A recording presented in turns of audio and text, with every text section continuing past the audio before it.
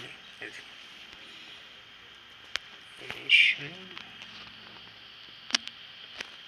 Trash.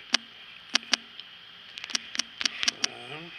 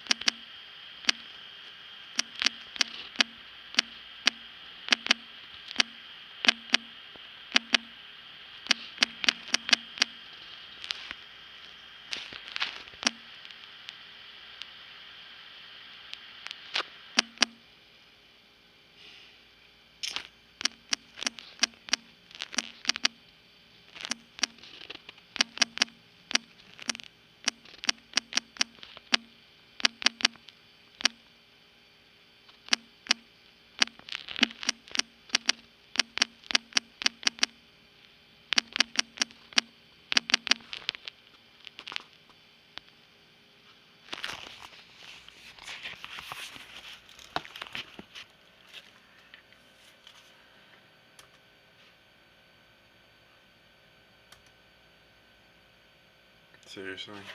I seriously got rid of it.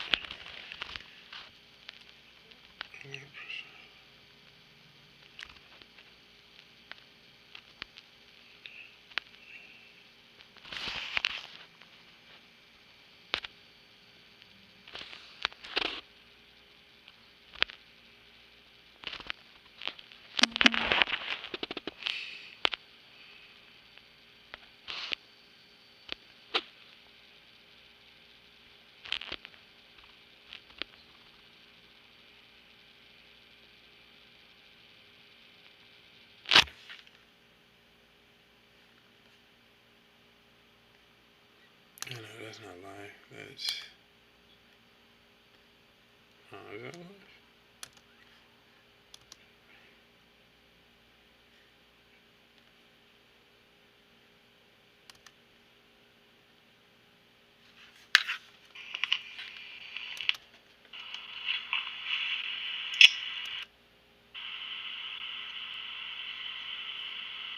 Okay, that's. I don't know. That's just weird.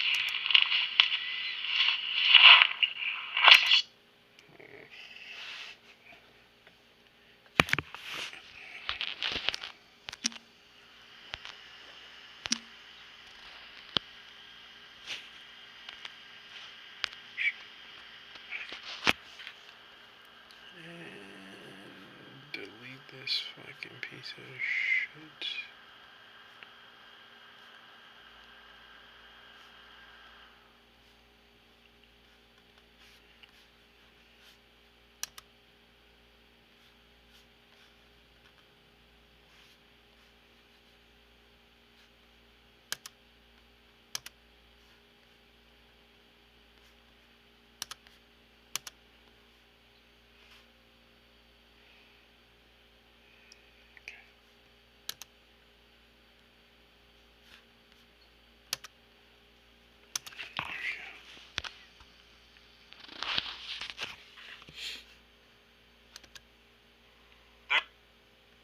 There we go.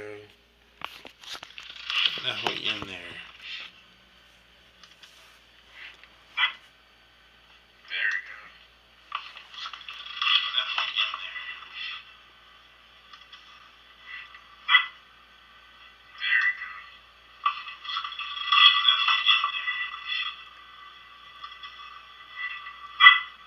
It's gonna last forever.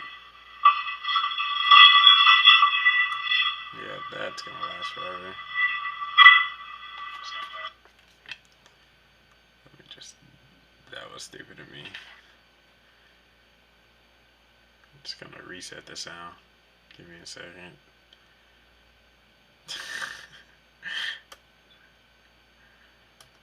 Oh man. What an experience.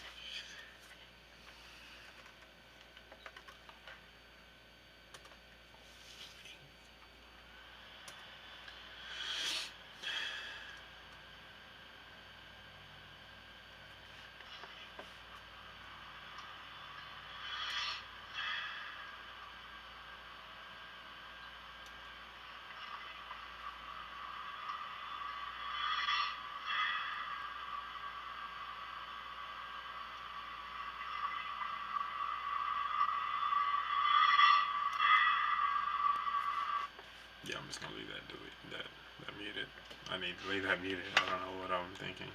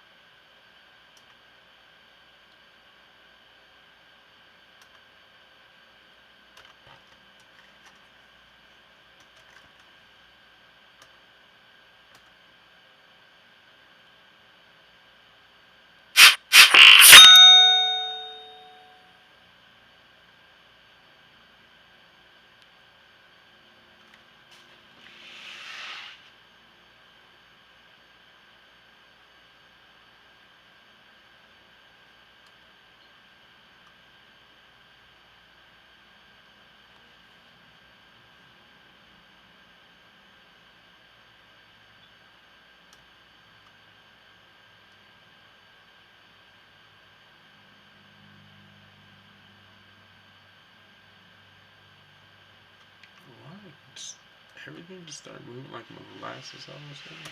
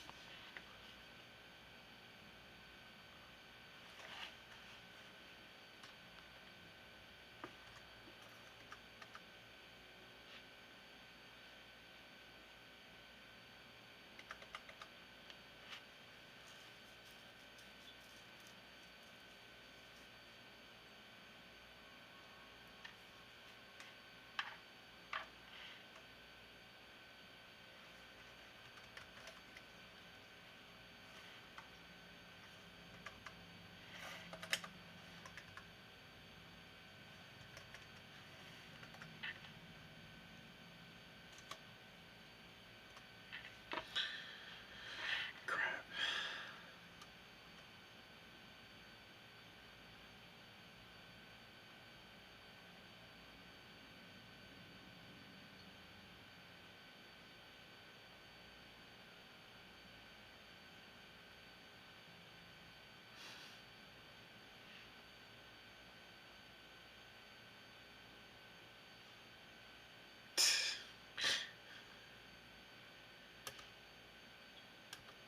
That's funny.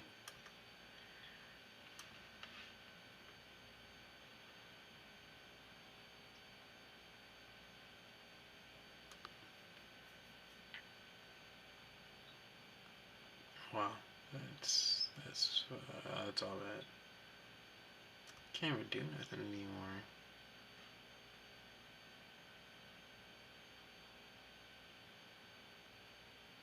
Literally active shooters like everywhere. Sorry, I don't mean to talk about active shooters. I'm just on Twitter. The Dolphins trade haul is legit. Like what they got in return for letting go Tonsil and Kenny Stills, they got enough. I think this at this point the Dolphins have actually came up and said that they're at the point where they just feel like They are believing that they're gonna be rebuilt right now, which is cool. Like I get it. They're in rebuild mode. The Dolphins aren't perfect, but if they give Brian Flores enough time to actually put these picks into play, if they give Brian Flores enough time to actually put these picks into play, I think they're gonna be fine. I think everything's gonna really work out for them, honestly, if they give him time, because it's not gonna happen overnight. And that's just what it comes down to. Like, it's literally not going to happen overnight. Did all my video come out? I feel like most of my videos just came out blurry today. I hope they didn't. That was a good one.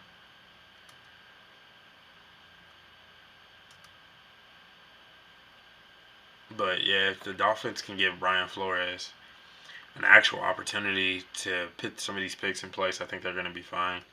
But it's really, really, really vital that they give him an opportunity to build this team the way it needs to be built, and not just assume that it's going to happen overnight either. Like, it's going to take time. I mean, you look at Oakland, they had to suffer their one season. And it's not even like Oakland's suffer was pretty much on their own issues. Like, Khalil Mack deserved his contract. Khalil Mack needed his contract, and Khalil Mack wanted his contract. And Oakland caused their own problems by not re-signing him, which made no sense to me. Literally made no sense to me. And so Oakland had to suffer because they had to suffer. Miami was a team that, in my personal opinion, they were like on the brink of like either being a really decent team. I'm not gonna say really good, a really decent team, or just a really poor team, and you just gotta take your L's. I think this way, if you're Miami, you're looking okay. For one, we get an opportunity to get some picks in, and we get rid of, not I'm gonna say get rid of, but Tonsil gets moved on, which is really shocking. I think the Tonsil pick really kind of throws me off, or the Tonsil move throws me off because, or Tonsil, is because like they struggled on the offensive line already as is. So why would you get rid of him? Like that just, in my opinion, that makes no sense.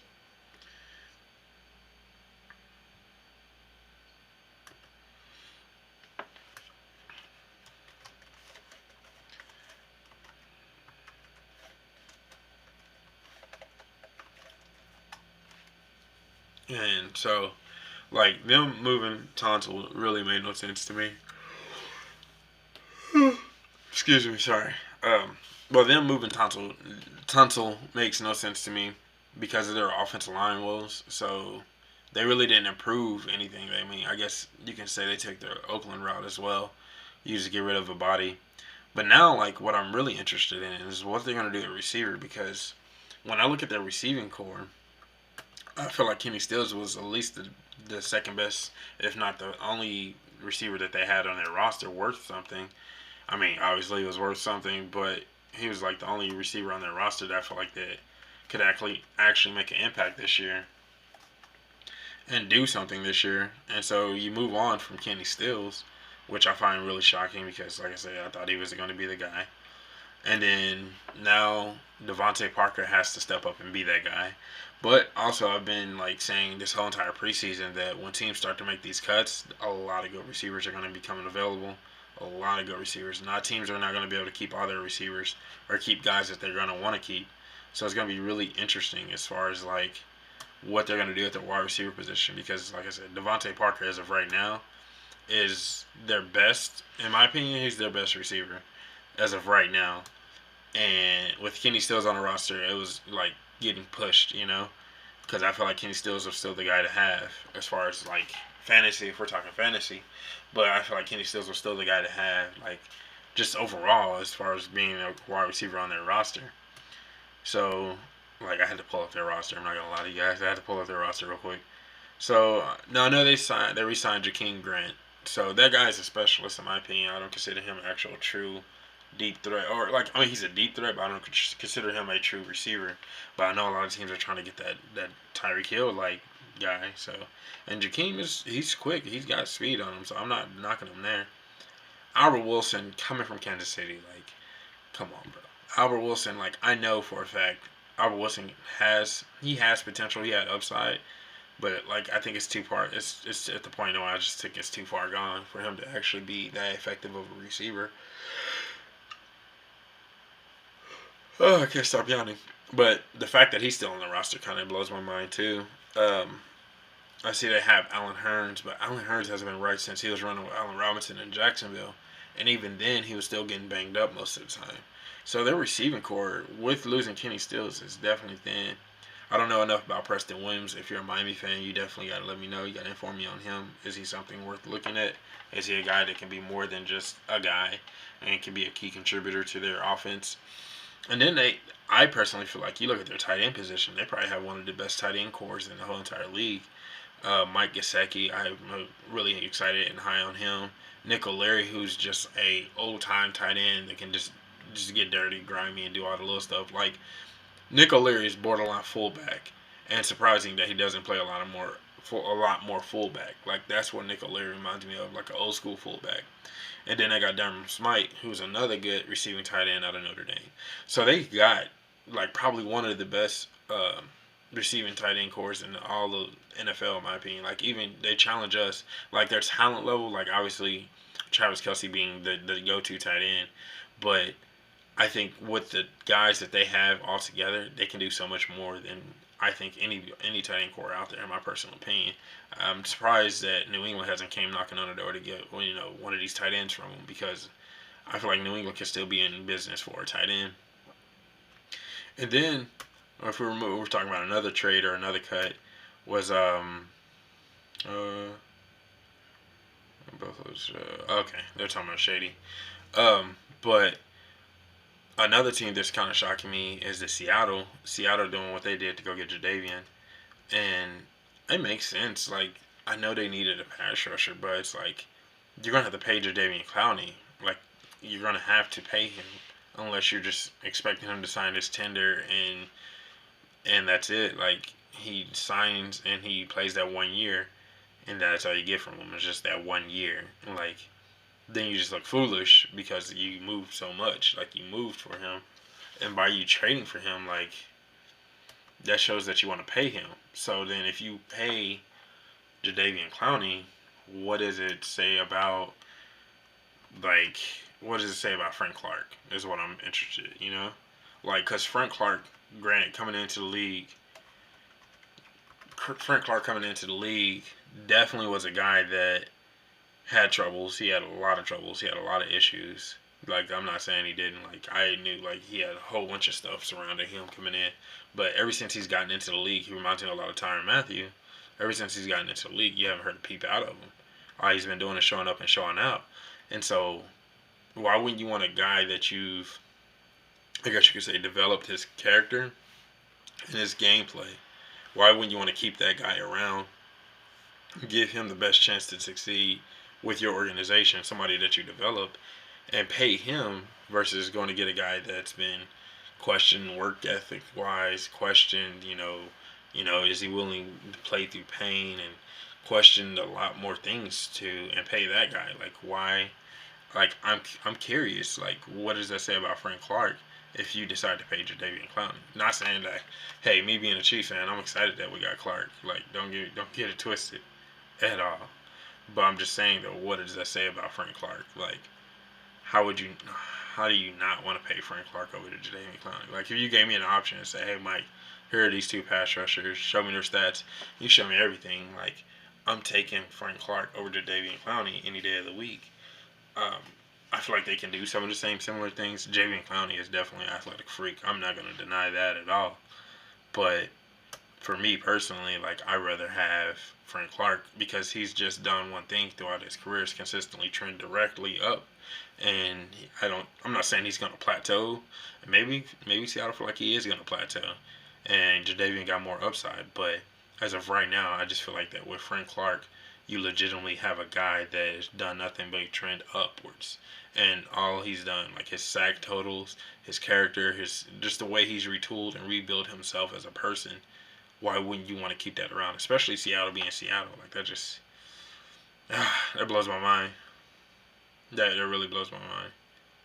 And so, but Seattle trading for Jadeveon Clowney, it makes no sense to me. I don't know. Okay. But I just don't understand why people would actually do, why they would go that route. That's just me. Just me. And then there's LaShawn McCoy. Like, I keep seeing stuff about Shady being cut and people being, like, kind of like Drew Anderson. Okay. And people being kind of like in all about it. And I said it in my fantasy video that I wouldn't be surprised if he got cut. And I'm not surprised he got cut. The guy's 31. Okay. Like, for me, the whole age thing, it is what it is. Age is age. But he is 31. He hasn't produced. And that's not his fault. That's not to his fault. But I think at a certain point in your career, especially at the running back position, you kind of need a little bit more help, especially the way Shady likes to run the ball. And so Shady, being cut, that doesn't surprise me by any means at all. Like, he needed to be cut. They needed to move in a new direction, I think, with that whole entire team, and that's really what they're doing. By cutting Shady, they've moved in the right direction. They've gone out and they've gotten, guys that can actually go. I'm not gonna say play better, but like Devin Singletary is really interesting. Like, he intrigues me a lot.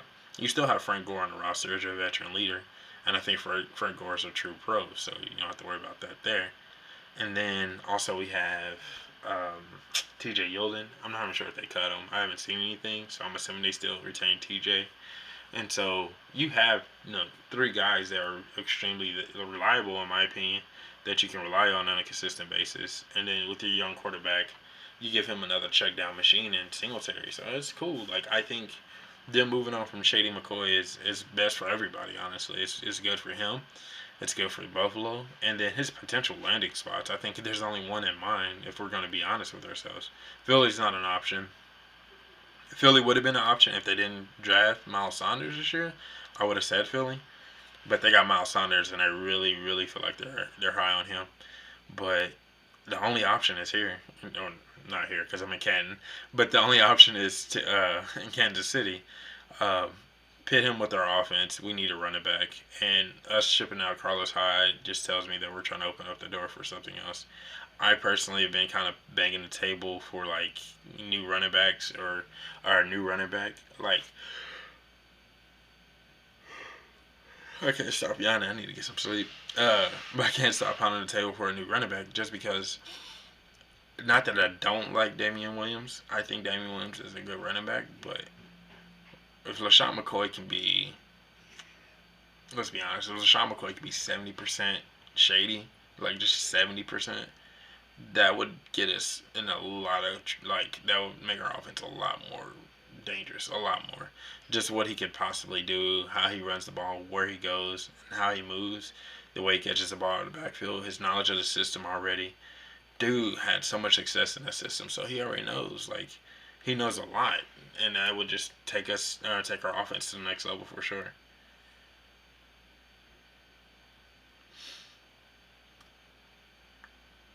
I'm trying to see if there's any other cuts. Tua had a day today. Tua, dude, is gonna be interesting. I think between Tua, just real quick, I know this is not like anything NFL related, but between Tua and between Russell Wilson falls Kyler Murray. And I'm not saying Kyler Murray's going to fail. But what I'm saying is people see Russell Wilson's NFL success and they're really excited about what he's done thus far. And then they see Tua's success on a college level and they're excited about what he's done thus far and what he could project to do coming into the NFL. And then in the middle, Kyler Murray. And when it comes down to him, I think people are saying he could be another one of these guys. Like, he can do those things those other two guys can do. But if we're being honest with ourselves, I mean, Kyler Murray did win the Heisman last year. Okay, yeah, I'll give you that. But he didn't do it on a consistent basis, and neither did Cam. But I don't see it with Kyler Murray. I don't. Like, with Tua, you can make a case. Like, you can make a really good case for Tua because I think he's a way more elite and a way more efficient passer. But you can't make a case to me about Kyler Murray, even though his numbers say it. I just feel like Tua is a more consistent passer. I feel like Tua is a guy that's consistently building himself as a quarterback closer towards like Andrew Luck and less like a RG3 if we were gonna like compare those two. What I mean is like he's throwing to run and not running to throw. You know, like he wants to throw the ball 90% of the time, and you know the other 10% is a reluctant run, and I think that's where Tua's game is going as of right now. And it's exciting to watch him play. Honestly, I think that guy is going to be nasty coming to the NFL, and maybe he projects into it like a Russell Wilson. Russell Wilson has gotten a lot of people paid. Russell Wilson has gotten a lot of people paid, and I've talked about this before in some other videos about how in previous drafts certain guys and certain body types go and have success at the NFL, and then everybody runs out and try to go grab them, one of those guys, and it doesn't work out the same. That guy's special because he is special. And I think that's something that a lot of evaluators and a lot of GMs kind of don't understand is that some guys just have different fight in them versus other guys. Some other guys want it more than other guys. And that's something like they always say, you can't measure the heart. Like you just can't. Because some dudes just want it more, you know? Like you look at Tyreek Hill. Tyreek Hill 10 years ago probably doesn't make it in the league. He's just a specialist kick returner guy.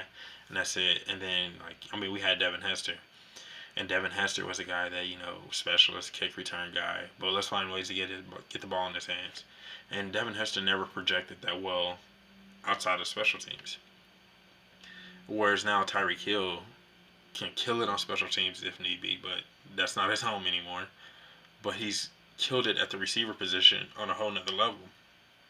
And so then you see a lot of teams go out and they try to go get them a Tyreek Hill. They try to go get them a 5'9", 5'10" receiver that can go down and jump ball with the best, that can run a 4.2. Like they want that guy on their roster because they see how dangerous and how dynamic Tyreek Hill can be. And then everybody else goes out and try to go grab the one. And I think Arizona, look at it. Look at their division. They got to go Russell Wilson twice a year. So Arizona in their division, you think about it. I know this probably doesn't have like a correlation or doesn't line up really well, but you think about Arizona and what they've done, and you know, going up against Russell Wilson 2 times a year, and then they go out and get Kyler Murray and expect him to project into Russell Wilson type. But Russell Wilson's a different dog. You know, not trying to call people dogs or anything, but Russell Wilson's just got a different fight in him than anybody else. His fight is specific and directly towards him, and only he can have that fight, if that makes sense at all. And so, you know, Kyler Murray's not going to have that fight. Tua's not going to have that fight. Lamar Jackson, nobody else, no other quarterback, no other running quarterback is out there going to have that kind of fight or that kind of dog in him or that kind of just aggressive, want to go get it and want to be the best at what I'm doing. Nobody else is going to have it. And so you can't expect a guy, just because you take him number 1 overall, that he's going to have that same fight, that he's going to have that same will. Not saying Kyler Murray doesn't. I don't know. I mean, he could. Like, I haven't seen enough from Kyler Murray. No one's seen enough from Kyler Murray. And this Sunday, or not this Sunday, but next Sunday, like, it's going to be exciting to watch him. Oh, wow. I guess Kiko Alonso already cleaned out his locker, reportedly. I'm just sitting here. I'm literally sitting here just refreshing my Twitter, just looking at stuff. But, like, you just can't expect certain dudes to have certain fight in them. You know what I mean?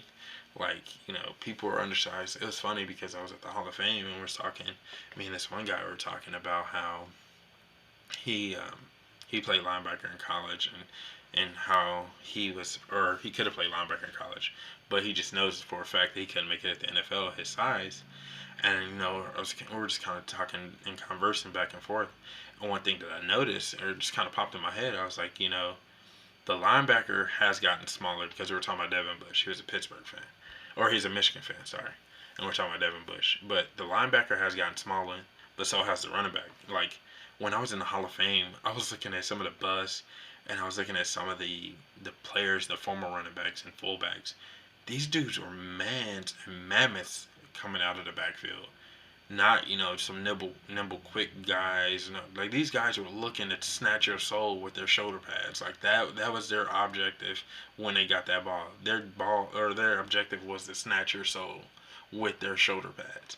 And so that was the way or style of running the ball then. And that's why I think the shelf life on a running back had shortened so much. Like, I think it was like 2.5 or 3 years or something like that. Like, the average shelf life of a running back. And so you look at today's running back, you got guys like Zeke Elliott, you got guys like Damian Williams, you got guys like Saquon Barkley. Like, you got so many. Christian McCaffrey. Christian McCaffrey is technically can't even be considered a wide receiver. How small he is and what he does. But those are the guys that are coming out of the backfield today. These guys are not trying to snatch your soul anymore.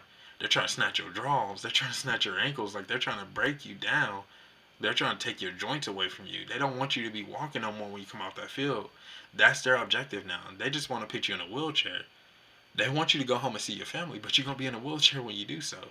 And so when you see those guys play today, that's their objective.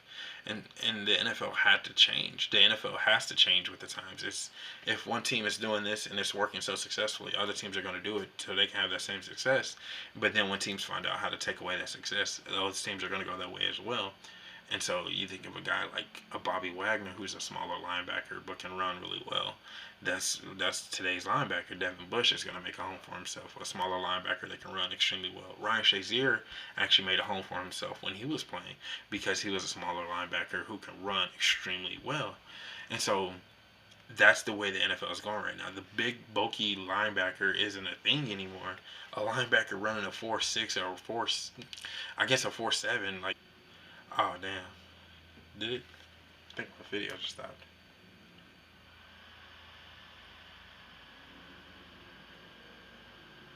Okay, but that's unacceptable now. Like, you can't have guys that run 4.6 or a guy that run a 4.7 or a 4.5. Like, I need a linebacker that runs like a 4.5 flat or a 4.55 somewhere around there. Like, if you start to get creepy to the 4.6 range, you're not gonna play. And so it literally, I forgot where I was going with that. Like, I literally just got off topic. I'm just going.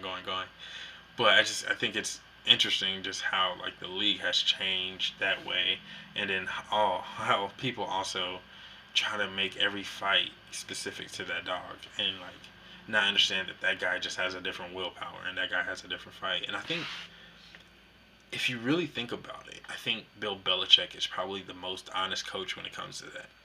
And a lot of people think he's a dick, or a lot of people think he's an asshole. But when you really break it down, I think he understands that the fight in certain dogs or the fight in certain people and what it is. And so what he does is he says you either have it or you don't have it.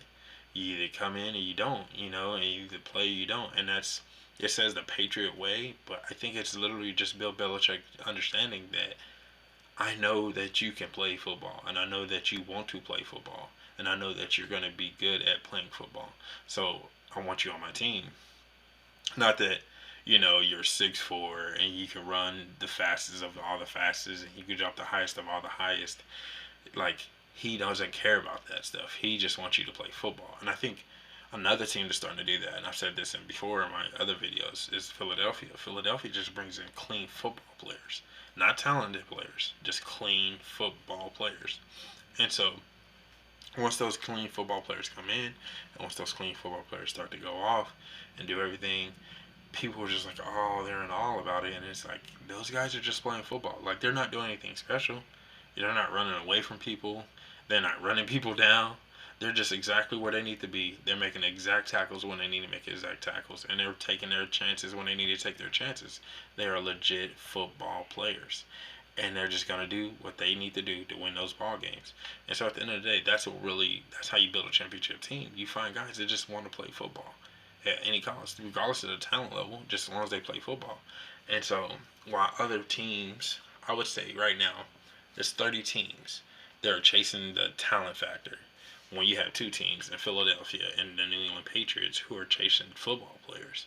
And so, once I think more teams start to adapt that, and you see that probably with, say, for instance, because they came from the Bill Belichick tree. So you'll see that, for instance, with like the Detroit Lions, and you'll see that with the Miami Dolphins. They're going to start attacking and starting to go get football players. And so maybe that's why Larry Tunsil got traded. Maybe that's why Kenny Stills got traded. But they are looking for football players. They're looking for guys that can come out and make an impact, a difference by doing what they do best, and that's their job. And not guys that are going to go out there and be like, me, I. I'm good. Like, they don't want no booby miles out there. They're trying to get some guys that can go out there and understand team and team first. So, I don't know. Like, I don't know where I was going with that. I feel like that just needs to be said. Because I see Kyler Murray, and I know a lot of people are hyped up on him, but his fight might just be different in him than it is in Russell Wilson. It might be greater, it might be worse, or it might be the same. Who knows? But I think it's legitimately on my way home. I think legitimately it's just one of those things where you just can't measure for say like for certainty. Like you can't measure it at all. That was a mouthful. That was good. That was good. I appreciate you guys for watching this. Yeah, I'm in Canton, Ohio right now. It was a blast. The Pro Football Hall of Fame was so much fun. Definitely want to do the trip again. I got a video compiled of like all my pictures and some video I took and everything. So I really hope you guys like that. And I'm gonna try to put that out before the season kicks off. No promises, but that's my goal. And other than that, I appreciate you guys. I really do. All 200 of my subscribers, I appreciate y'all so much. 201 actually. I gained one today. So 201 subscribers. I appreciate you guys for sure. And if you're not a footballologist yet, go and subscribe to the YouTube channel today. Become a footballologist and stay safe, football fans.